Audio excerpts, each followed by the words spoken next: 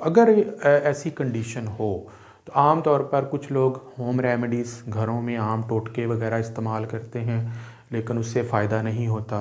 फिर लोग होम्योपैथी के तरफ चले जाते हैं, मे बी उससे रिलीफ। बहुत सारी ऐसी मेडिकेशन है होम्यो में जो आप किसी भी कंसल्टेंट से कंसल्ट करके यूज़ कर सकते हैं, मे बी वो भी इफ़ेक्टिव हों, या इसके अलावा देसी जड़ी बूटियों के ज़रिए भी इसका इलाज किया जाता है।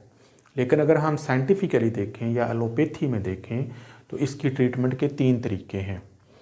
एंटी फंगल मेडिकेशन ये उस वक्त इस्तेमाल की जाएगी जब फंगल इन्फेक्शन हो, यीस्ट का इन्फेक्शन हो, तो उसके लिए क्रीम्स भी होती हैं, टैबलेट्स भी होती हैं, दोनों जो हैं वो यूज़ की जा सकती हैं। लेकिन पहले डिस्चार्ज को कंफर्म करना होगा कि आया ये फंगस इन्फेक्शन की ही निशानी है।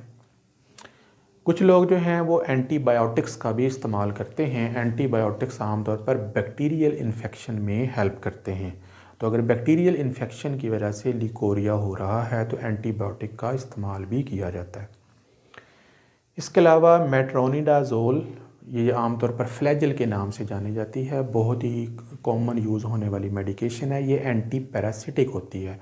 तो अगर ट्राइकोमोनियासिस यानी पैरासाइट की वजह से लिकोरिया हो रहा है तो इसको यूज़ किया जाएगा। लेकिन मोस्टली जो डॉक्टर्स होते हैं वो तीनों को कंबाइन करके दे देते हैं ताकि अगर कोई भी रीज़न हो तो वो इससे कवर हो जाए।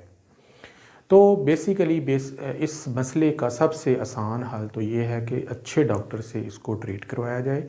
उसके साथ साथ अपनी हाइजीन यानी सफाई का बहुत ज़्यादा ख्याल रखा जाए। इसके अलावा गैर जिनसी जो जिनसी ताल्लुकात होते हैं उनमें एहतियात की ज़रूरत होती है, और इसके साथ साथ हमें अपनी डाइट को इम्प्रूव करना होगा। कैल्शियम वाली डाइट हो, कैल्शियम रिच दूध हैं, अंडे हैं, गोश्त है, सब्जियां हैं, फल हैं। जंक फूड को कम किया जाए, हेल्दी फूड को बेटर किया जाए।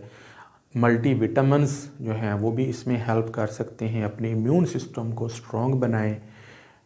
वॉक करें, योगा करें, या कोई भी आपके मज़हब के मुताबिक जो इबादत है वो करें। उससे ये चीज़ें जो हैं ये इनको कंट्रोल करने में ज़्यादा मदद मिलती है।